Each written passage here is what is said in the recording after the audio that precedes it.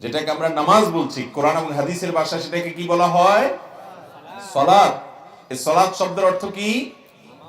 সালাতের এই নামাজে যে সালাত, এই সালাত শব্দের অর্থ অনেক আছে। এখানে সালাত শব্দের অর্থ দোয়া করা এবং প্রার্থনা করা।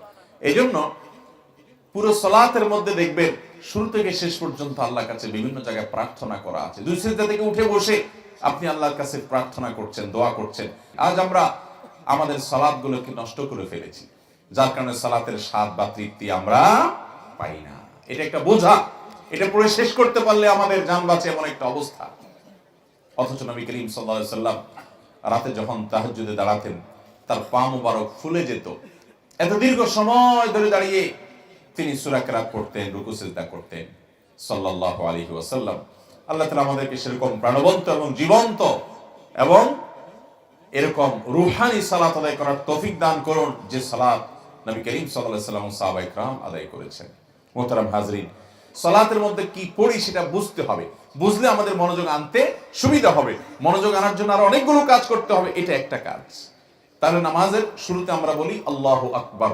এটার অর্থ কি? আল্লাহু আকবারের অর্থ কি ভাই? আল্লাহ বড় না আল্লাহ সবচেয়ে বড়? আকবার শব্দের অর্থ কিন্তু শুধু বড় না। আকবার মানে কি? সবচেয়ে বড়, যে এর চেয়ে বড় আর হতে পারে না। আল্লাহ সবচেয়ে মহান, সবচেয়ে বড়। আমি হাত তুলে আল্লাহু আকবার বলে যখন সালাত শুরু করছি, তার মানে আমি মুখে ঘোষণা দিচ্ছি আমার ব্যবসা বাণিজ্য, আমার ক্ষেত খামার, আমার ফেসবুকিং, আমার ইউটিউবিং, আমার সোশ্যাল নেটওয়ার্কিং, আমার যত কাজ আছে, আমার যত পেরেশানি আছে, আমার যত যা আছে, এই সব কিছু তুচ্ছ এবং ছোট আমার কাছে সবকিছুর চাইতে বড় ইস্যু এখন এবং সর্বাবস্থায় আমার রব আল্লাহ তাআলা, তিনি ছাড়া আর কেউ আমার মনোযোগ পেতে পারে না। তিনিই সবচেয়ে বড়, সবচেয়ে মহান। অতএব আমার পূর্ণ মনোযোগ, আমার পূর্ণ ধীরস্থিরতা, আমার পূর্ণ আন্তরিকতা, পূর্ণ ভক্তি, ভালোবাসা, সবকিছু সবচেয়ে বড় যিনি, তিনি পাবেন। কারণ এর চাইতে বড় তো আর কেউ নাই যে আমি তাকে মনোযোগ দেব। আল্লাহ তাআলা যদি সবচেয়ে বড় হয়, তাহলে মনোযোগটাও সবচেয়ে বেশি তার হওয়া উচিত। এজন্য আমরা শুরুতে ঘোষণা দিচ্ছি আল্লাহু আকবার, আল্লাহ সবচেয়ে বড়। তাহলে অন্য কোনো কিছু মনে আনবো না। অর্থের দিকে যদি খেয়াল করেন, তাহলে নিজের সঙ্গে নিজে সংগ্রাম করতে সুবিধা হবে। নফসকে, প্রবৃত্তিকে বলতে পারবেন, তুমি না মুখে ঘোষণা দিছো আল্লাহু আকবার, আল্লাহ সবচেয়ে বড়। তাহলে তুমি কিভাবে এখন এই মুহূর্তে নামাজের মধ্যে দোকানের কথা চিন্তা করছো? তুমি কিভাবে এখন ওই অমুকের কথা চিন্তা করছো, তমুকের কথা চিন্তা করছো?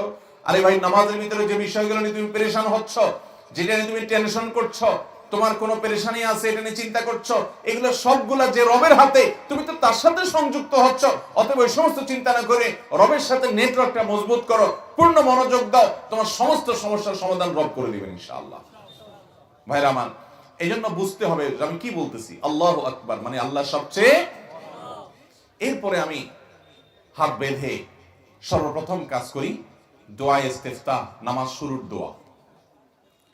আবু দাউদ এবং তিরমিজি বর্ণিত হাদিসে যে দোয়াটি আছে, সেটি আমাদের সমাজে, আমাদের দেশে বেশিরভাগ মানুষ আমরা পড়ি। সুবহানাকাল্লাহুম্মা ওয়া বিহামদিকা ওয়া তাবারাকা ইসমুকা ওয়া তাআলা জাদ্দুকা ওয়া লা ইলাহা গায়রুক। দেখেন, এই যে সানা, এই যে নামাজ শুরুর দোয়াটা, এটা দেখবেন আপনি অর্থের দিকে খেয়াল করলে অবাক হবেন। সুবহানাল্লাহ, আল্লাহর সাথে কিন্তু আপনি কথা বলছেন, আল্লাহকে আপনি ডেকে ডেকে কথা বলছেন, অ্যাড্রেস করছেন। আপনি কাউকে অ্যাড্রেস করছেন আর মনোযোগ তার দিকে নাই, এটা তো অভদ্রতা, এটা তো অসৌজন্যতা, এটা তো বেয়াদবি, এটা তো অসম্মান করার মতো হয়। আপনি যখন এটার অর্থের দিকে খেয়াল করবেন, তখন আপনার নফস অন্যদিকে যেতে পারবে না। নফসকে আপনি বলতে পারেন, তুমি না আল্লাহর সাথে কথা বলছো, তোমার মনোযোগ কিভাবে অন্যদিকে যায়? সাথে সাথে নফসকে আপনি কান ধরে আবার ফেরত আনতে পারবেন। সুবহানাকাল্লাহুম্মা এর অর্থ হলো, হে আমার আল্লাহ, হে আল্লাহ, আমি আপনার পবিত্রতা বর্ণনা করছি। আমি আল্লাহর সাধারণ সৃষ্টি ভাই, আমি মহান রবের পবিত্রতা বর্ণনা করছি। সুবহানাকাল্লাহুম্মা, হে আল্লাহ, আমি আপনার পবিত্রতা বর্ণনা করছি। ওয়া বিহামদিক, এবং আপনার প্রশংসা করছি, আপনার গুণকীর্তন করছি। সুবহানাকাল্লাহুম্মা ওয়া বিহামদিকা ওয়া তাবারাকা ইসমুকা, এবং আপনার নাম এটা মহান, এটা বরকতময়। আপনার নাম এটা বরকতময়। ওয়া তাআলা জাদ্দুকা, আপনার মর্যাদা সুমহান, সবচেয়ে বেশি, আপনি স্রষ্টা, সব সৃষ্টি। ওয়ালা ইলাহা গায়রুক, এবং আপনি ছাড়া সত্যিকারের কোনো মাবুদ নাই। দেখেন এখানে আপনি আপনি করে প্রত্যেকটা জায়গায় কিন্তু সম্বোধন করছেন। সুবহানাকাল্লাহুম্মা, হে আল্লাহ আপনার পবিত্র বর্ণনা করছি, ওয়া বিহামদিকা আপনার প্রশংসা জ্ঞাপন করছি, ওয়া তাবারাকাসমুকা আপনার নাম বরকতময়, ওয়া তাআলা জাদ্দুক আপনার মর্যাদা সুমহান, ওয়া লা ইলাহা গায়রুক আপনি ছাড়া কোনো সত্যিকারের মাবুদ উপাস্য নাই। এখানে কিন্তু কয়বার আপনি আপনি আপনি করে আল্লাহকে বলছেন, এতবার আপনি আল্লাহর সাথে কথা বলছেন ডাইরেক্ট ডেকে ডেকে। এই জন্য তো নবী সাল্লাল্লাহু আলাইহি সাল্লাম বলেছেন যে বান্দা যখন নামাজে দাঁড়ায় সে কিন্তু নামাজে দাঁড়িয়ে আল্লাহর সাথে কথা বলে। তাহলে আপনি কিন্তু এখানে শুরুতেই কথা শুরু হয়ে গেল। দেখেন সুবহানাকাল্লাহুম্মা ওয়া বিহামদিকা ওয়া তাবারাকা ইসমুকা ওয়া তাআলা জাদ্দুকা ওয়া লা ইলাহা গায়রুকার মধ্যে আপনি কয়বার আল্লাহ তাআলাকে? প্রায় 5 বার সম্ভবত। সুবহানাকাল্লাহুম্মা একবার, ওয়া বিহামদিকা দ্বিতীয়বার, ওয়া তাবারাকা ইসমুকা তৃতীয়বার, ওয়া তাআলা জাদ্দুকা চতুর্থবার, ওয়া লা ইলাহা গায়রুক 5 বার আল্লাহকে আপনি আপনি আপনি বলে সম্বোধন করছেন। আল্লাহ আপনার পবিত্র বর্ণনা করছি, আপনার প্রশংসা জ্ঞাপন করছি এবং আপনার নাম বরকতময়, আপনার মর্যাদা সর্বোচ্চ সুমহান এবং আপনি ছাড়া সত্যিকারের কোনো মাবুদ নাই। 5 বার আপনি আপনি করে আল্লাহর সাথে আপনি আল্লাহকে ডেকে ডেকে কথা বলছেন, অথচ আপনার মনোযোগ আরেক দিকে কিভাবে যেতে পারে? আল্লাহ তাআলা আমাদেরকে মনোযোগের সাথে নামাজ পড়ার তৌফিক দান করুন। এরপরে আসেন দোয়া ইস্তেফতার জায়গায় আরো দোয়া আছে। আরেকটা দোয়া আছে যেটি বুখারীতে বর্ণিত হয়েছে। নবী করিম সাল্লাল্লাহু আলাইহি সাল্লাম হাত বাঁধার পর, আল্লাহু আকবার হাত বাঁধার পর এরপর তিনি এই দোয়াটাও করতেন, আল্লাহুম্মা বাঈদ বাইনি ওয়া বাইনা খাতায়ায়া কামা বা'আদতা বাইনাল মাশরিকি ওয়াল মাগরিব। আল্লাহ, পৃথিবীর পূর্ব এবং পশ্চিমের মধ্যে যে পরিমাণ দূরত্ব আপনি রেখেছেন, আমার অপরাধ, আমার পাপ, আমার গুনাহগুলোর সঙ্গে আমার এরকম দূরত্ব করে দেন, অর্থাৎ সেগুলো মাফ করে দেন আপনি। এবং আল্লাহুম্মা নাক্কিনি মিনাল খাতায়া কামা ইউনাক্কা সাওবুল আবিয়াদু মিনাদ দানাস। আল্লাহ, নোংরা কাপড় যেরকম পরিচ্ছন্ন করে ফেলে মানুষ, ধুয়ে পরিষ্কার করে দবদবে পরিষ্কার করে ফেলে, আমার ভুল ত্রুটিগুলোকে আপনি সেরকম পরিষ্কার করে দেন। এবং আল্লাহুম্মা আগসিল খাতায়ায়া, আল্লাহুম্মা আগসিল খাতায়ায়া কামা বিল মাই ওয়াস সালজি ওয়াল বারাদ। আল্লাহ, আমার ভুল ত্রুটিগুলোকে আপনি পানি, বরফ এগুলো দিয়ে ধুয়ে পরিষ্কার করে দিন, অর্থাৎ গুনাহগুলো মাফ করে দিন। আবার কোন কোন বর্ণনায় আসছে, ইন্নী ওয়াজ্জাহতু ওয়াজহিয়া লিল্লাযী ফাতারাস সামাওয়াতি ওয়াল আরদা হানিফা ওয়া মা আনা মিনাল মুশরিকিন। বিরাট বড় দোয়া, কোরআন কারীমের আয়াত সহকারে। এটা নবী সাল্লাল্লাহু আলাইহি সাল্লাম হাত বাঁধার পরে সুবহানাকাল্লাহুম্মার জায়গা মাঝে মধ্যে পড়তেন। তো যাই হোক, আমি একটা যেটা আমরা সবচেয়ে বেশি পড়ি শুধু সেটা তর্জমাটাই করে দিলাম। তাহলে আমরা জানলাম যে সুবহানাকাল্লাহুম্মার মধ্যে কি বলছি। এখানে আল্লাহর প্রশংসা করছি, আল্লাহর পবিত্র বর্ণনা করছি, আল্লাহর বরত্ব বর্ণনা করছি, আল্লাহর একত্ববাদের স্বীকৃতি দিচ্ছি। অনেকগুলো বিষয় এখানে চলে আসছে। এরপর আমরা আউযু বিল্লাহি মিনাশ শাইতানির রাজিম পড়ি। কেন আউযু বিল্লাহ পড়ি জানেন? কোরআন পাঠ করব আমরা, সূরা ফাতিহা পড়বো না এখন নামাজে? যেহেতু সুবহানাকাল্লাহ পড়লাম, এখন কি পড়বো? আলহামদুলিল্লাহ সূরা পড়বো না? এইজন্য কোরআন তেলাওয়াতের শুরুতে আউযু বিল্লাহ পাঠ করতে হয়। আউযু বিল্লাহি মিনাশ শাইতানির রাজিম, আমি পানা চাই, আশ্রয় চাই আল্লাহর কাছে বিতাড়িত শয়তান থেকে। পানা চাইলেন। আপনি যখন অর্থের দিকে খেয়াল করবেন, দেখেন আল্লাহর কাছে এখানে দোয়া করছেন আপনি, পুরো নামাজটা দোয়া। এখানে দোয়া শুরু হয়ে গেছে, আউযু বিল্লাহি মিনাশ শাইতানির রাজিম, অর্থাৎ আমি আল্লাহর কাছে আশ্রয় চাই, প্রার্থনা করি, পানা চাই বিতাড়িত শয়তান থেকে, যাতে শয়তান আমার মনোযোগ নষ্ট না করে, আমার তেলাওয়াতে বিঘ্ন সৃষ্টি না করে। এরপরে আমি বলছি বিসমিল্লাহির রহমানির রহিম, আমি আল্লাহর নামে শুরু করছি যিনি অসীম দয়ালু, সীমাহীন মেহেরবান, রহমান রহিম, যিনি যার দয়ার কোনো শেষ নেই, তার নামে আমি শুরু করছি। এরপরে বলছি আলহামদুলিল্লাহি রাব্বিল আলামিন, সকল প্রশংসা, সকল প্রশংসা এটি সেই রবের জন্য যিনি সকল জগৎ সমূহের পালনকর্তা। নবমণ্ডল, ভূমণ্ডল, সৃষ্টি জগতে যত যা কিছু আছে সব কিছুকে প্রতিপালন করেন যিনি, সেই রবের জন্য আমি প্রশংসা জ্ঞাপন করছি। আপনি যখন এটা বলেন, সাথে সাথে আল্লাহ জবাব দেন হামিদানি আব্দি। আল্লাহ বলেন আমার বান্দা আমার প্রশংসা করেছে। আমাদের প্রশংসার জবাবে আল্লাহ বলেন বান্দা আমার কি করেছে? প্রশংসা করেছে। এরপর আপনি যখন বলেন আর রহমানির রহিম, আল্লাহ আপনি রহমান, আপনি রহিম, আপনি অসীম দয়ালু, আপনি পরম করুণাময়, আপনার করুণার কোনো শেষ নাই, আপনার দয়ার কোনো শেষ নেই। তখন আল্লাহ তাআলা জবাব বলেন আসনা আলাইয়া আউদি, বান্দা আমার স্তুতি এবং প্রশংসা বর্ণনা করেছে। এরপর আমরা যখন বলি মালিকি ইয়াউমিদ্দিন, আল্লাহ আপনি কিয়ামত দিবসের মালিক, তখন আল্লাহ তাআলা বলেন মাজ্জাদানি আবদি, বান্দা আমার মর্যাদা বর্ণনা করেছে। অনেক উলামায়ে কেরাম বলেছেন, অনেক স্কলারগণ, মুহাদ্দিসিন একরাম বলেছেন মাজ্জাদানি আবদি, এটা যখন আমরা বলি তখন মূলত দুইটা অর্থ হয়। এক হলো আল্লাহ তাআলা নিজেই তো আয়াত নাযিল করেছেন। মালিক ইয়াউমিদ্দিন, আল্লাহ সম্পর্কে আল্লাহ পরিচয় দিয়েছেন তিনি হলেন কিয়ামত দিবসের বিচার দিবসের মালিক। কিয়ামত দিবসের বিচার দিবসের মালিক হওয়ার কথা বলে এখানে আমাদেরকে যেমন উৎসাহ দেওয়া হয়েছে, আশার বাণী শোনানো হয়েছে, আবার সতর্ক করা হয়েছে। কিভাবে? একজন পাপিষ্ঠ ব্যক্তি, তার জন্য সতর্কবার্তা, তুমি কার অবাধ্য হচ্ছ, কার নাফরমানি করছো। দুনিয়ার এই খেলা শেষ হবে, এই আয়োজন শেষ হবে, চোখ দুটো বন্ধ হয়ে যাবে, শরীরটা নিস্তেজ হয়ে ঠান্ডা হয়ে যাবে, তোমাকে যেতে হবে কবরে, সেখান থেকে সৃষ্টি করে আল্লাহর সামনে তোমাকে দাঁড় করানো হবে, পুনরায় তোমাকে তৈরি করে আল্লাহর সামনে দাঁড় করানো হবে, তোমার পুরো জীবনের হিসাব নেওয়া হবে। তুমি কার অবাধ্য হচ্ছ জানো? তিনি কে? মালিক ইয়াউমিদ্দিন, কিয়ামতের দিনের মালিক, অধিপতি তিনি, তার অবাধ্য হচ্ছ। এটা পাপিষ্ঠদের জন্য সতর্ক বার্তা।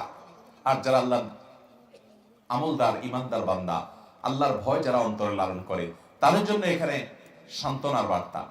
তাদের জন্য ব্যাপারটা এরকম যে তুমি এত কষ্ট করছো, নামাজ পড়তে গিয়ে তোমার অনেক লস করতে হচ্ছে, সময় তুমি দিচ্ছ, মনোযোগ তুমি দিচ্ছ, অনেক হারাম থেকে বেঁচে থাকছো আল্লাহর ভয়ে, এত যে স্যাক্রিফাইস, এত যে ত্যাগ তুমি করছো, এগুলো বৃথা যাবে না। তুমি টেনশন করবে না, কারণ তুমি যার ইবাদত করছো তিনি তো মালিক ইয়াউমিদ্দিন, কিয়ামতের দিনের মালিক, অধিপতি, তার ইবাদত করছো।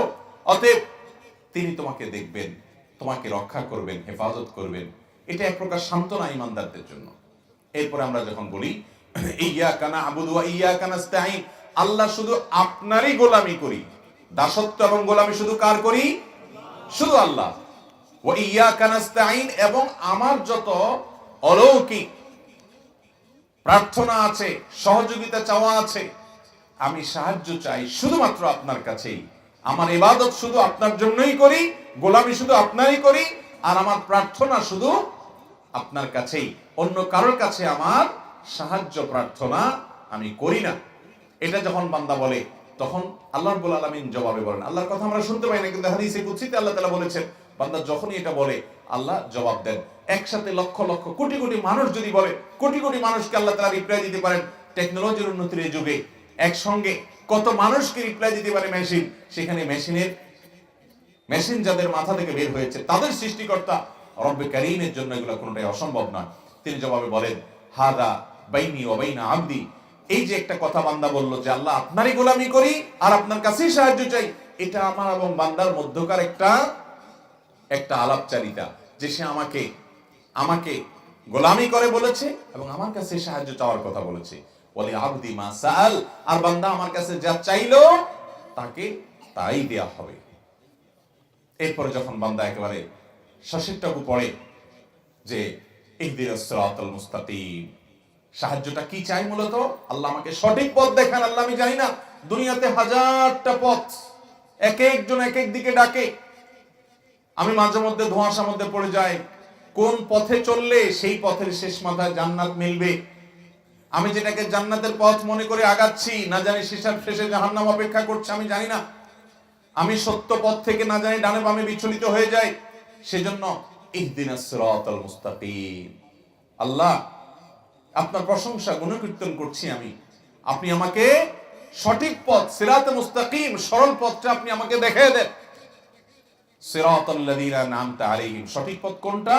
সেই সকল ব্যক্তিবর্গের পথ যাদের প্রতি আপনি নেয়ামত দিয়েছেন, তাদের পথ। তারা কারা? অন্য আয়াতে আল্লাহ বলেছেন উলাইকাল লাযীনা আন'আমাল্লাহু আলাইহিম মিনান নাবিয়্যিনা ওয়াস সিদ্দীকিনা ওয়াশ শুহাদাই ওয়াস সালিহিন ওয়া হাসুনা উলাইকা রাফিকা, যাদের প্রতি আল্লাহ নেয়ামত দিয়েছেন তারা নবীগণ, সত্যবাদী ইমানদার বান্দাগণ, শহীদগণ, সৎ নেক কর্মশীল বান্দাগণ, সেই সব মানুষদের পথে আমাকে পরিচালিত করিয়েন আল্লাহ। সূরা ফাতিহার মধ্যে আমরা দোয়া করি গায়রিল মাগদুবি আলাইহিম ওয়ালাদ দাল্লিন, যাদের উপরে আপনার গজব নাজিল হয়েছে, ইহুদিরা, ওয়ালাদ দাল্লিন, আর যারা পথভ্রষ্ট হয়ে গেছে, সঠিক পথ থেকে সরে গেছে, খ্রিস্টানরা, এই দুই গ্রুপের পথে যেন আমি না চলি আল্লাহ, আমি যেন নবীদের পথে থাকতে পারি, আপনার নেয়ামতপ্রাপ্ত বান্দাদের পথে থাকতে পারি। এভাবে সূরা ফাতিহাতে আমরা আল্লাহর কাছে দোয়া করি, এরপরে বলি আমিন, অর্থাৎ আল্লাহ আপনি আমার দোয়া কবুল করেন। তাহলে দাঁড়িয়ে আমরা আল্লাহতে সূরা ফাতিহার মধ্যে মূল বিষয় হলো আল্লাহ প্রশংসা গুণকীর্তন করার পর এর উপর আল্লাহর কাছে আমরা আসল জিনিসটা চাই, সেটা হলো হেদায়েত। হেদায়েত চাইতে গুরুত্বপূর্ণ কোনো জিনিস ইমানদারের জীবনে নাই। প্রতি রাকাতে হেদায়েতের প্রার্থনা করার শিক্ষা স্বয়ং আল্লাহ তাআলা দিয়েছে। এরপর আসেন আমরা সূরা মিলাই। বিসমিল্লাহ তর্জমা তো জানলেন। সূরাতে এসে আমরা অনেক সূরা মিলাই, আমরা যার যেটা সুবিধা হয় আমরা মিলাইতে পারি। আমি শুধু দুইটা সূরার কথা বলি, সূরা কাফিরুন, সূরা ইখলাস। বিভিন্ন সালাতের মধ্যে আকারেও ছোট, আবার এই সূরাগুলোর পড়ার ব্যাপারে উৎসাহিত দেওয়া করা হয়েছে বিভিন্ন জায়গায়। সূরা কাফিরুন আমরা কি বলি? কুল ইয়া আইয়ুহাল কাফিরুন, হে রাসূল আপনি বলে দিন, হে কাফিররা, লা আ'বুদু মা তা'বুদুন, তোমরা যাদের ইবাদত করো এই সমস্ত মূর্তির ইবাদত উপাসনা আমরা করি না। দেখেন এই সূরাটা খুব প্রিয় একটা সূরা ছিল নবী সাল্লাল্লাহু আলাইহি ওয়াসাল্লামের কাছে, সাহাবীদের কাছে, আল্লাহর নেককার বান্দাদের কাছে অনেক পছন্দের একটা সূরা ছিল। কারণ এখানে আল্লাহর একত্ববাদের ঘোষণা দেওয়া হয়, শিরক থেকে মুক্ত থাকার ঘোষণা দেওয়া হয়। ঈমানদার কখনো সে শিরকের ব্যাপারে আপোষ করতে পারে না। এইজন্য এই সূরার ভিতরে সেই শিক্ষা রয়েছে সূরা কাফিরুনের ভিতরে, কুল ইয়া আইয়ুহাল কাফিরুন, হে রাসূল বলে দিন, হে অবিশ্বাসীরা যারা আমার রবের প্রতি ঈমান রাখো না, আমার রবের প্রতি, আমাদের আল্লাহকে যারা বিশ্বাস করো না, একত্ববাদে যাদের বিশ্বাস নাই, তোমরা শুনে রাখো, লা আ'বুদু মা তা'বুদুন, তোমরা যে সমস্ত প্রতিমার মূর্তির আল্লাহ ছাড়া গায়রুল্লাহর বিভিন্ন ব্যক্তি বস্তুর পূজা করো, এদের পূজা আমি করি না। লা আ'বুদু মা তা'বুদুন ওয়ালা আনতুম আবিদুনা মা আ'বুদ, আর আমি যে রবের একত্ববাদ এর স্বীকার করি, স্বীকৃতি দেই এবং এক আল্লাহর ইবাদত করি, তোমরা তার ইবাদত করো না। ওয়ালা আনা আবিদুম মা আবাদতুম, আবারও একই কথা যে তোমরা যার ইবাদত করো আমি তার ইবাদত করব না। লাকুম দীনুকুম ওয়ালিয়া দীন, তোমাদের কর্মের ফল তোমরা পাবা আর আমার কর্মের ফল আমি পাবো। লাকুম দীনুকুম ওয়ালিয়া দীনের তরজমা অনেকে করে যে তোমাদের ধর্ম তোমাদেরটা ঠিক আছে, আমার ধর্ম আমারটাও ঠিক আছে।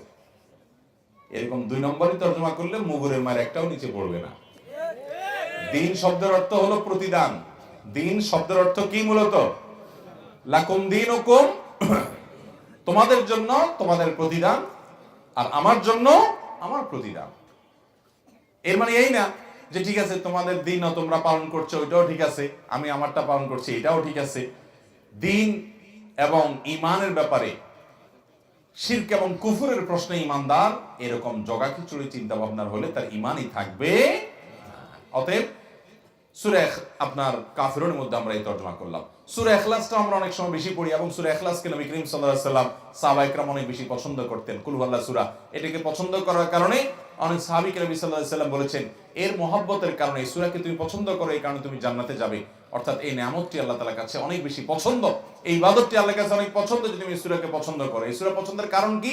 কোরআনে কারীমের একমাত্র সূরা, সূরা ইখলাস হলো গোটা কোরআনের একমাত্র সূরা। এই সূরার সাবজেক্টই হলেন স্বয়ং আল্লাহ রাব্বুল আলামিন। আল্লাহর সত্তা সম্পর্কে, আল্লাহর জাত ছাড়া এই সূরাতে আর কোনো বিষয়ের আলোচনা নাই। এই সূরাতে আল্লাহর পরিচয় উল্লেখ করা হয়েছে। কুল, হে রাসূল বলে দিন, হুয়াল্লাহু আহাদ, তিনি আল্লাহ এক।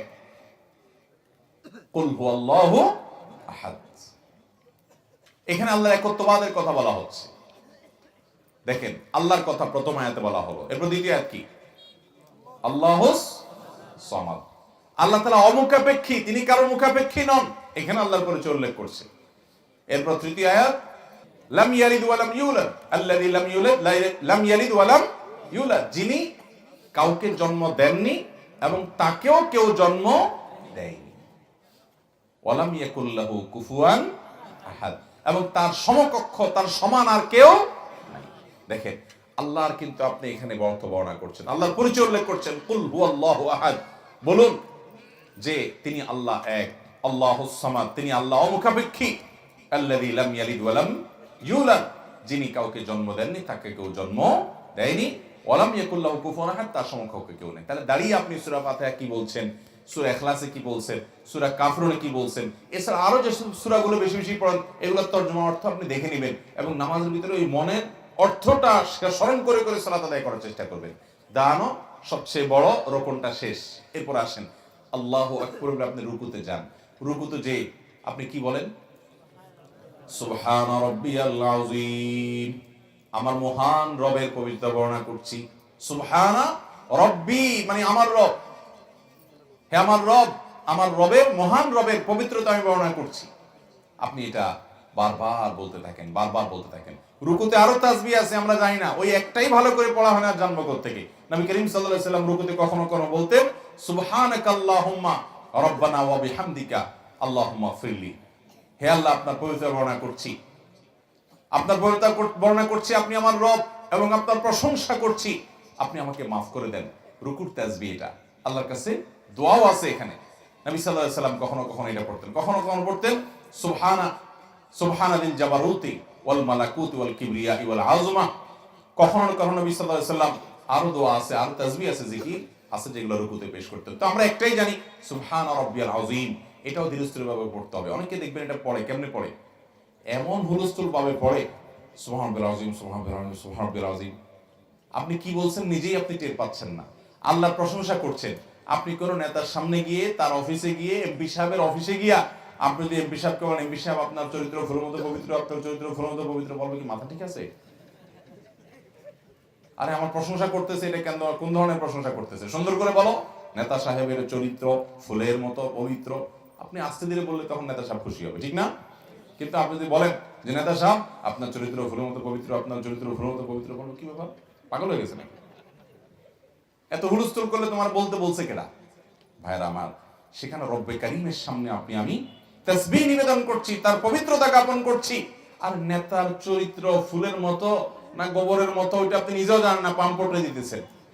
কিন্তু আপনি আপনার রবের যে প্রশংসা করছেন, সেখানে তো পবিত্রতার ব্যাপারে কোনো সন্দেহ। তাহলে ওই নেতাকে এত সুন্দর করে বলতে পারেন, আপনার রবের সামনে আপনি সুন্দর করে বলতে পারেন না, কি জবাব হবে কিয়ামতের ময়দানে? কয়দিন যে রুকুতে সুবহান রাব্বিয়াল আযীম মহব্বতের সাথে আস্তে আস্তে করেছেন, সুবহান রাব্বিয়াল আযীম, সুবহান রাব্বিয়াল আযীম, সুবহান রাব্বিয়াল আযীম, কয়দিন করেছেন ভাই? চেষ্টা করবো তো ইনশাআল্লাহ, আস্তে আস্তে ধীরস্থিরতার সাথে। নামাজের রাকাতের সংখ্যা বাড়ানোর দরকার নাই ভাই। ফরজ নামাজের পর সুন্নতে মুআক্কাদা নামাজ পড়লেন, নফল পড়তে নাই বা পারলেন, অসুবিধা নাই, কিন্তু ধীরে ধীরে পড়েন। সংখ্যা বাড়ায়া লাভ নাই যদি আপনার কোয়ালিটি নষ্ট হয়। কোয়ালিটি ঠিক রাখেন, আল্লাহ তাআলার কাছে হুলস্থুল মার্কা নামাজের কোনো দাম হবে না। খুব ধীরে ধীরে পড়তে হবে। এরপরে রুকু থেকে তাসবিহ শেষ করার পর আপনি দাঁড়াবেন, কি বলে উঠবেন? সামি আল্লাহু লিমান হামিদা। এর অর্থ যে আল্লাহর প্রশংসা করে, আল্লাহ কিন্তু এটা শুনতে পান, আল্লাহ সেটা শুনতে পান। সামি আল্লাহু লিমান হামিদা, যে আল্লাহর প্রশংসা করে আল্লাহ তাআলা সেটা শুনতে পান। এটা বলতে বলতে আপনি রুকু থেকে উঠতেছেন, এবং এটা বলে যখন রুকু থেকে উঠলেন, তারপরে আপনি সাথে সাথে আল্লাহর প্রশংসা করে দিচ্ছেন, রব্বানা লাকাল হামদ। অনেক হাদিসে আসছে রব্বানা ওয়া লাকাল হামদ, দুইটা বিশুদ্ধ হাদিসে আসছে, রব্বানা ওয়া লাকাল হামদ বা রব্বানা লাকাল হামদ। আমি উঠার সময় বলছি যে আল্লাহর প্রশংসা কেউ করলে আল্লাহ কিন্তু শুনতে পান। সাথে সাথে আমি আবার বলে দিলাম, হে আমার রব, আপনার প্রশংসা আমি জ্ঞাপন করছি। ওই যে আল্লাহ প্রশংসা শুনতে পান, এই জন্য আমি সাথে সাথে নিজে প্রশংসা করে দিলাম, আল্লাহ শুনলেন। এরপরে আরেকটা বাক্য আছে, আমরা বেশিরভাগ লোক জানি না। রব্বানা লাকাল হামদের পরে কি আছে বলেন তো? মাশাআল্লাহ, মাশাআল্লাহ। কক্সবাজারের মানুষ তো অনেক জানেন, মাশাআল্লাহ, দেখা যাচ্ছে। বেশিরভাগ মানুষ আমাদের জানেন না। রব্বানা লাকাল হামদ হামদান কাসীরান তাইয়িবান মুবারাকান ফীহ। এক সাহাবী নামাজের পেছনে, নবী করিম সাল্লাল্লাহু আলাইহি ওয়াসাল্লামের পিছনে, উনি যখন সামি আল্লাহু লিমান হামিদা বলছেন, সবাই রব্বানা লাকাল হামদ বললেন, এক সাহাবী এটা বলে উঠছে, হামদান কাসীরান তাইয়িবান মুবারাকান ফীহ। নবী সাল্লাল্লাহু আলাইহি ওয়াসাল্লাম বললেন নামাজের পরে, কে এটা পড়ছো? এখন যিনি পড়ছে উনি আর ভয় কিছু যে আমি ভুল টুল করলাম নি কোনো। তখন নবী করিম সাল্লাল্লাহু আলাইহি ওয়াসাল্লাম বলেছেন যে ভয় ভয় উনি বললেন, ইয়া রাসূলুল্লাহ, আমি বলছি কোনো সমস্যা? বললেন না, সমস্যা তো না, বরং আল্লাহর ফেরেশতারা এই বাক্যটা বলার পর তারা কাড়াকাড়ি করছিল কে আল্লাহর কাছে এটা নিয়ে জমা দিবে। এত বেশি ফজিলতপূর্ণ মর্যাদাপূর্ণ একটা ইবাদত তুমি করেছো। এই জন্য ভাইরা, রুকু থেকে উঠেই হুলস্থুল করে দৌড় দিবেন না। অনেকে তো এমন ভাবে রুকু সিজদা করে ভাই, হাবভাব এরকম যে বাসায় যদি আসতে আসতে রাস্তাঘাটে দাঁড়ায় দাঁড়ায় সূরা কেরাত গুলো পড়ে ফেলান যাইতো, শুধু মসজিদে আইসা রুকু সিজদা গুলো মেরে দিয়ে চলে যাওয়া যেত, তাহলে সবচেয়ে ভালো হতো। এটা বোঝা যায় কেমনে জানেন? মনে করেন আল্লাহু আকবার বলে হাত বাঁধলো, তুফান মেল সূরা ফাতিহা পড়ে ফেললো, কি পড়লো নিজেও টের পাইলো না, আরেকটা সূরা মেরে ফেললো তাও টের পাইলো না। অনেক সময় যদি নামাজের পর জিজ্ঞাসা করেন, আপনি নিজেকে জিজ্ঞাসা করেন, মনে করার চেষ্টা করেন কোন সূরা পড়ছি আজকে, বলতে পারবেন না, খবর নেই। চিন্তা করেন, এরপরে আপনি রুকুতে যাচ্ছেন, অনেকে দেখবেন সূরা এখনো শেষ হয় নাই, পড়তেছো ছোট একটা সূরা, তাও এখনো শেষ হয় নাই, ওই শেষের দিকে এক আয়াত পড়ে পড়তে পড়তে রুকুতে চলে যাচ্ছে, মানে বাকিটা পথে পথে পড়তেছে, আছে না নাই? রুকুতে গিয়া সুবহান রাব্বিয়াল আযীম সুবহান রাব্বিয়াল আযীম দুইবার বলছে, তৃতীয়বার সে উঠতে উঠতে পথে পথে পড়তেছে। এই নামাজ নিয়ে আল্লাহর সামনে কিভাবে যাবেন ভাই? কি কাজে আসবে সালাত? এক ব্যক্তি এরকম নামাজ পড়ছে, নবী সাল্লাল্লাহু আলাইহি সাল্লাম ডেকে বলছেন, এদিকে আসো। এরকম তাড়াহুড়া করে নামাজ পড়ার পরে বলছেন, কুম ফাসাল্লি ফা ইন্নাকা লাম তুসাল্লি, যাও আবার নামাজ পড়ো, কারণ তোমার নামাজ হয় নাই। নামাজই হয় নাই, উনি যে আবার পড়লেন। একই অবস্থা, তুফান মিল নামাজ।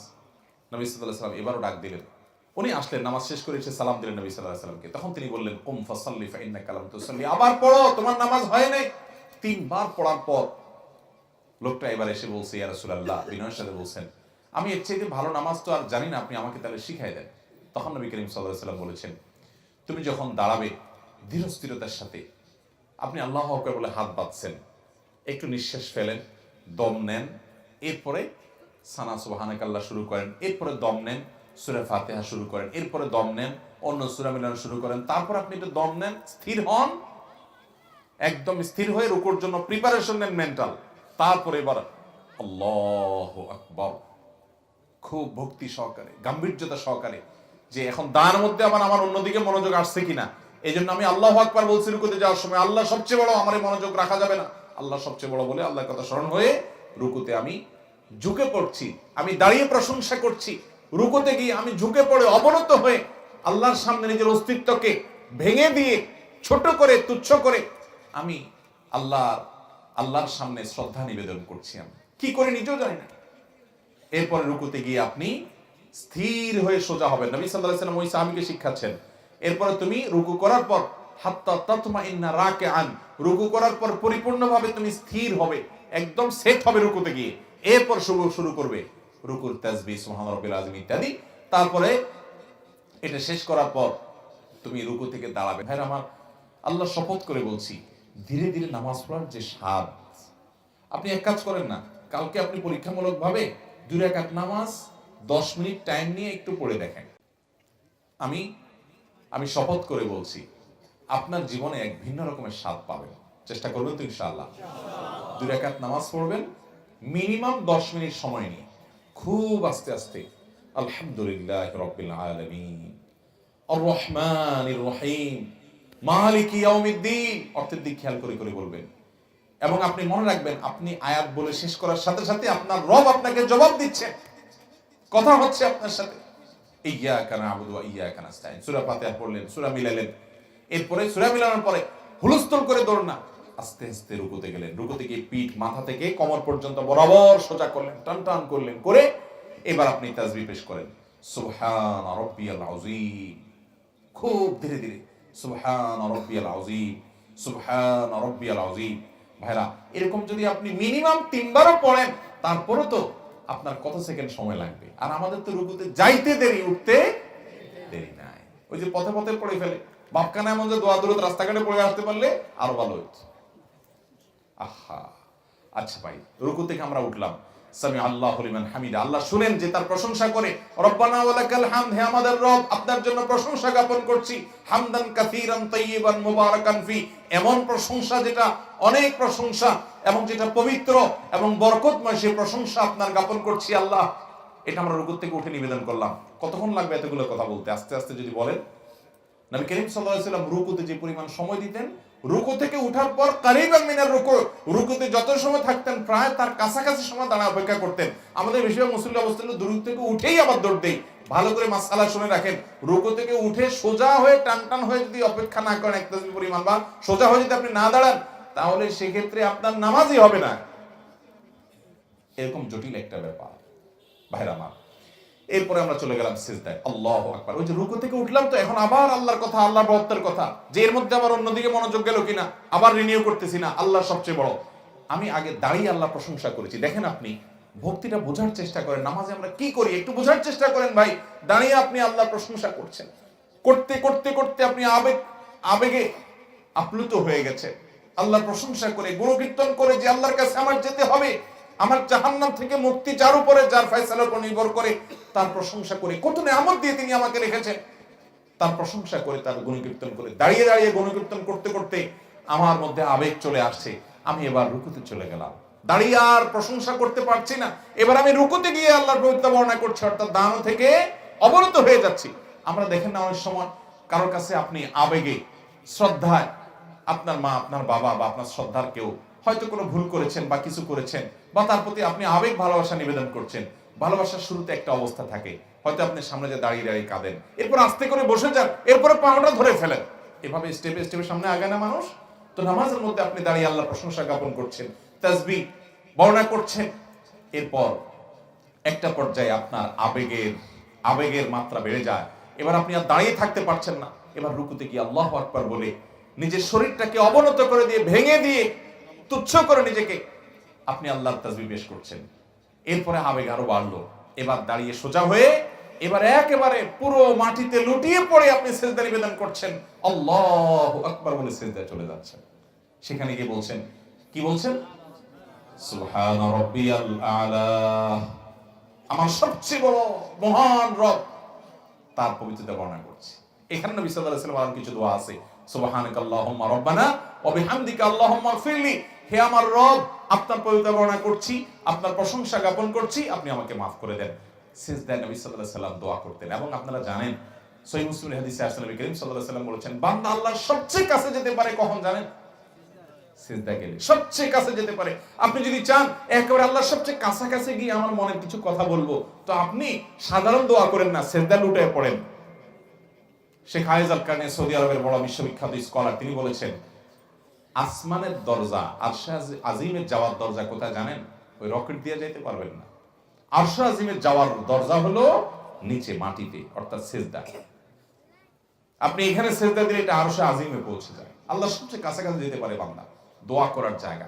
এই জন্য সিজদাতে ভক্তি সহকারে, ভালোবাসা সহকারে তাসবিহ নিবেদন করেন, আস্তে আস্তে সুবহান রাব্বিয়াল আলা 3 বার। এরপরে উঠে বসেন, আল্লাহু আকবার। আল্লাহু আকবার করে বসার পর এখানে একটা দোয়া আছে, বলতে পারেন আপনারা? বলেন তো। আল্লাহুম্মা ইগফিরলি ওয়ারহামনি ওয়াহদিনি ওয়াআফিনি ওয়ারযুকনি। এই দোয়াটা কয়েক হাদিসে কয়েক রকম আছে, যে কোনোটা পড়লেই হবে। ওয়ারফানি আছে, ওয়াজবুরনি আছে, ওয়ারযুকনি আছে, ওয়াআফিনি আছে। সবগুলো যদি একসাথে করেন তাহলে আল্লাহুম্মা ইগফিরলি ওয়ারহামনি ওয়াআফিনি ওয়ারফানি ওয়াজবুরনি ওয়ারযুকনি। আর রব্বিও আছে কোন কোন হাদিসে, রব্বিটা পড়লে হবে, রব্বিল ফিরলি ওয়ারহামনি ওয়াআফিনি ওয়ারফানি ওয়াজবুরনি ওয়ারযুকনি। এখানে কি চাওয়া হয়েছে জানেন? সব চাওয়া হয়ে গেছে। দুনিয়া তার কাছে যা পেশ করবে, দুই সিজদার মাঝখানে সব চাওয়া হয়ে গেছে। আল্লাহুম্মা ফিরলি, আল্লাহ আমাকে মাফ করে দেন, ওয়ারহামনি, আমার প্রতি রহম করেন, ওয়ারযুকনি, আমাকে রিজিক দান করেন, ওয়াআফিনি, আমাকে প্রশান্তি দান করেন, সুখ দান করেন, ওয়াজবুরনি, আমার ক্ষতি পূরণ করে দেন, এবং ওয়াহদিনি, আমাকে হেদায়েত দান করেন, সঠিক পথ দেখান। তাহলে দুই সিজদার মাঝখানে দোয়া পড়বো তো ইনশাআল্লাহ? ধীরে ধীরে পড়বেন, এগুলো সব দোয়া কিন্তু। এরপর আবার সিজদা গেলেন, সিজদা থেকে উঠে বসলেন, শেষ বৈঠকে বা শেষ বৈঠকে বসে আপনি কি বলছেন? আত-তাহিয়াতু লিল্লাহ। এখানেও কিন্তু রুকুর মতো মনে রাখতে হবে, হুলস্থুল করে যাইতে যাইতে সিজদা, অনেকে আল্লাহু আকবার বলা শেষ, সিজদার তাসবিহ কপাল মাটিতে ফ্লোরে রাখার আগে আগে সিজদা তাসবিহ পড়া শুরু হয়ে যায়। আবার উঠার সময় উঠারটা উঠতে উঠতে শুরু করে, অর্থাৎ পথে পথে 2 তাসবিহ সেরে ফেলে, আর সিজদা গিয়ে 1 তাসবিহ দেয়। আছে না এরকম শর্টকাট নামাজি ভাইরা আমার? সিজদা গিয়ে স্থির হবেন, তারপরে এবার শুরু করবেন। এভাবে যদি পড়েন, অটোমেটিক আপনার 4 রাকাত নামাজে না হইলেও 10 মিনিট সময় লেগে যাবে। আল্লাহ আমাকে আপনাকে এরকম সুন্দর নামাজ পড়ার তৌফিক দান করেন। ভাইরা আমার, আমি আবার বলছি, এই পদ্ধতিতে যেভাবে বলছি, আপনি ধীরে ধীরে নামাজ পড়ে 4 রাকাত নামাজ পড়ার পর আপনার নিজের ভিতরে একটা ফিলিংস হবে, দেখেন, খেয়াল করেন যে অনুভূতিটা হবে, এই অনুভূতিটা অবর্ণনীয় থাকবে। আপনি আর এই নামাজ ছাড়তে চাইবেন না, চেষ্টা করবেন তো ইনশাআল্লাহ? তাহলে সিজদা গিয়ে আপনি তাসবিহ নিয়ে শুরু করলেন, এখন উঠে বসলেন, শেষ বৈঠক। আত-তাহিয়াতু লিল্লাহ ওয়াস-সালাওয়াত ওয়াত-তাইয়্যিবাত। সকল মৌখিক ইবাদত, সকল শারীরিক ইবাদত মুখ দিয়ে উচ্চারণ করে আল্লাহর যে ইবাদত করা যায়, শরীর দিয়ে হাত পা দিয়ে যে আল্লাহর ইবাদত করা যায়, এবং ওয়াত-তাইয়্যিবাত, আর্থিক টাকা পয়সা খরচ করে যত ইবাদত করা যায়, এই সবগুলো কার জন্য? আল্লাহর জন্য। কোন পীর সাহেবের জন্য না, কোন মাজারের জন্য না, কোন ব্যক্তির জন্য না, এগুলো সবগুলো কার জন্য নিবেদন করছি? আল্লাহর জন্য। তাওহীদবাদী মুসলমান। আত-তাহিয়াতু লিল্লাহ ওয়াস-সালাওয়াত ওয়াত-তাইয়্যিবাত। আসসালামু আলাইকা আইয়ুহান নাবিয়্যু, হে রাসূল আপনার প্রতি আল্লাহর শান্তি বর্ষিত হোক। আসসালামু আলাইনা, এবং আমাদের প্রতি শান্তি বর্ষিত হোক। ওয়া আলা ইবাদিল্লাহিস সালিহিন, এবং আল্লাহর সকল নেককার বান্দাদের উপর শান্তি বর্ষিত হোক। আসসালামু আলাইনা ওয়া আলা ইবাদিল্লাহিস সালিহিন। এরপরে কি? আশহাদু আল্লা ইলাহা ইল্লাল্লাহ, আমি সাক্ষ্য দিচ্ছি আল্লাহ ছাড়া সত্যিকারের কোনো মাবুদ নাই, ইবাদতের উপযুক্ত আর কেউ নাই, এটা সাক্ষ্য আমি দিচ্ছি। ওয়া আশহাদু আন্না মুহাম্মাদান আবদুহু ওয়া রাসূলুহু, এবং আমি আরো সাক্ষ্য দিচ্ছি যে মুহাম্মদ তিনি আল্লাহর গোলাম এবং রাসূল। এরপর আপনি দুরূদ পড়তেছেন, আসল মহব্বতের জিনিসটা। আল্লাহুম্মা সাল্লি আলা মুহাম্মাদ, আল্লাহ আপনি রহমত নাযিল করেন মুহাম্মদের উপরে, কারণ তার মাধ্যমে আমরা হেদায়েত পেয়েছি, জান্নাতের পথ পেয়েছি। আল্লাহুম্মা সাল্লি আলা মুহাম্মাদ, আল্লাহ মুহাম্মাদের উপর আপনি রহমত নাযিল করেন। ওয়া আলা আলি মুহাম্মাদ, তার পরিবারের উপর রহমত নাযিল করেন। কামা সাল্লাইতা আলা ইব্রাহিম, যেমন আপনি রহমত নাযিল করেছেন আপনার নবী ইব্রাহিমের উপরে। ওয়া আলা আলি ইব্রাহিম, এবং তার পরিবারের উপরে অনেক বরকত দিয়েছেন, এজন্য তাদের বংশে নবী রাসূল হয়েছে। আমার নবীর প্রতি এবং তার পরিবারের প্রতি আপনি রহমত নাযিল করেন। ইন্নাকা হামিদুম মাজিদ, কারণ আপনি প্রশংসিত এবং আপনি মর্যাদাবান, আপনি মর্যাদার অধিকারী, প্রশংসার অধিকারী। এরপর আল্লাহুম্মা বারিক আলা মুহাম্মাদ, আল্লাহ মুহাম্মাদের উপর আপনি বরকত দেন, কল্যাণ দেন। ওয়া আলা আলি মুহাম্মাদ, এবং তার পরিবারের প্রতি আপনি বরকত দান করেন। কামা বারাকতা আলা ইব্রাহিম, যেমন বরকত দিয়েছেন আল্লাহ আপনার নবী ইব্রাহিমের প্রতি। ওয়া আলা আলি ইব্রাহিম, এবং তার পরিবারের প্রতি। তারপর ইন্নাকা হামিদুম মাজিদ, নিশ্চয় আপনি প্রশংসা এবং মর্যাদার অধিকারী। এরপর আসেন আসলটা, সর্বশেষ ফিনিশিং। এটা আমরা বিষয়ে মানুষ জানি না। পুরো নামাজে মনোযোগ রাখতে না পারেন, এই জায়গায় আপনার মনোযোগ আসতেই হবে। সেটা কি? কারণ আপনি এখন নামাজের শেষ বৈঠকে সালামের আগে দোয়া কবুল হয়। বুখারীর হাদিসে আসছে নবী সাল্লাল্লাহু আলাইহি ওয়াসাল্লাম বলেছেন, সুম্মা লিয়াতাখায়্যার মিনাদ দুআই মা শা, নামাজের শেষ বৈঠকে আত্তাহিয়াত এবং দুরূদ পড়ার পর বান্দা যেন তার মনে সব চাওয়া পেশ করে। অবশ্য দোয়া মাসুরা হতে হবে, হাদিসে বর্ণিত দোয়া হতে হবে, এটা যেন সে আল্লাহর কাছে পেশ করে। আমরা দোয়া মাসুরা একটা জানি, অথচ এখানে নবী সাল্লাল্লাহু আলাইহি ওয়াসাল্লাম আরো দোয়া পড়তেন। যেটা আমরা জানি সেটা তর্জমা করি, কি পড়ি আমরা সেটা জানার চেষ্টা করি। আল্লাহুম্মা ইন্নী যালামতু, মানে কি বলেন? আল্লাহ আমি নিজের প্রতি নিজে জুলুম করেছি, আল্লাহ আমি অবিচার করছি, কত পাপ কত অপরাধ করছি আল্লাহ, এগুলার শাস্তি যদি আপনি আমাকে দেন, এটা ভোগ করার ক্ষমতা আমার। দুনিয়াতে যদি পাকড়া করেন আমি শেষ আল্লাহ। জাহান্নামের যে বিবরণ আপনার কোরআন থেকে জেনেছি, নবীর হাদিস থেকে জেনেছি, আল্লাহ সেখানে মরণও হবে না, মানুষ মরতে চাইলেও মরতে পারবে না, সে শুধু কষ্ট ভোগ করতে থাকবে জাহান্নামে। আল্লাহুম্মা ইন্নী যালামতু নাফসি, আল্লাহ নিজের প্রতি নিজে অনেক অবিচার করছি। এই নামাজে পড়লাম আল্লাহ, এই নামাজের মধ্যে অনেক অবিচার করলাম, মনটা ধরে রাখতে পারি নাই, তাড়াহুড়া করছি, কত ত্রুটি করছি আল্লাহ। আল্লাহুম্মা ইন্নী যালামতু নাফসি, হে আল্লাহ আমি নিজের প্রতি নিজে জুলুম করেছি আল্লাহ। আল্লাহুম্মা ইন্নী যালামতু নাফসি, এরপরে কি? যুলমান কাসীরা, অল্প স্বল্প জুলুম না আল্লাহ, অনেক জুলুম, নিজের পায়ে নিজে কুড়াল মারছি আল্লাহ, অনেক মারছি। ভাইরে, এই কথাটা কিয়ামতের দিন বলবেন, আমরা বলবো, সেদিন বলে আর কোনো কাজ। এই জন্য আগে ভাগে একটু মনোযোগ দিয়ে বলেন, মন্ত্রের মতো পড়ে চলে যায় না। আল্লাহুম্মা ইন্নী যালামতু নাফসি যুলমান কাসীরা, সেদিন যখন জাহান্নাম দেখবেন, সেদিন যখন আযাব দেখবেন, সেদিন যখন সমস্ত পরিণতি দেখবেন, সেদিন চিৎকার করে বলবেন, আল্লাহ আমি অনেক অন্যায় করে ফেলেছি, আমি সরি। লাভ নাই সেদিন আর বলে। এই জন্য দুনিয়াতে বলে নেন, প্রতি নামাজে শেষ বৈঠকে এই জায়গায় এসে একটু থেমে যান। আল্লাহুম্মা ইন্নী যালামতু নাফসি যুলমান কাসীরা, আল্লাহ আমার নিজের প্রতি নিজে আমি অনেক অবিচার করেছি, এত অবিচার, এটার যদি শাস্তি আপনি দেন কি অবস্থা হবে সেটা মনে রেখে আমরা পড়বো আল্লাহুম্মা ইন্নী যালামতু নাফসি যুলমান কাসীরা। দেখেন এখানে আল্লাহর সাথে কথা বলছেন, কিন্তু পুরো নামাজ জুড়ে বললাম না আল্লাহর সাথে কথা। আল্লাহুম্মা মানে কি? হে আল্লাহ। আল্লাহুম্মা মানে কি? হে আল্লাহ। এখানে কিন্তু আল্লাহকে ডাকতেছেন, আপনি আল্লাহকে অ্যাড্রেস করছেন, আল্লাহকে সম্বোধন করছেন, আর আপনার মনোযোগ দিয়ে অন্যদিক থাকে, তাহলে কত বড় অভদ্রতা হয় এটা। আল্লাহুম্মা ইন্নী যালামতু নাফসি, ও আল্লাহ আমি নিজের প্রতি নিজে জুলুম করছি। তাহলে আল্লাহর দিকে মনোযোগ দিতে হবে, আল্লাহর দিকে মাইন্ড নিতে হবে। যুলমান কাসীরা, তারপর কি? ওয়ালা ইয়াগফিরুয যুনুবা ইল্লা আনত, আর পাপাচার, যত অপরাধ আমি করছি, এগুলো আপনি ছাড়া কেউ মাফ করার ক্ষমতা কারোর ক্ষমতা নাই। দুনিয়াতে দালাল দিয়া, মামু দিয়া, খালু দিয়া বহুত পার হওয়ার রাস্তা আছে, কিন্তু মালিকের কাছে মাফ মালিক না করলে কোনো মামু খালু দিয়া পাওয়া যাবে।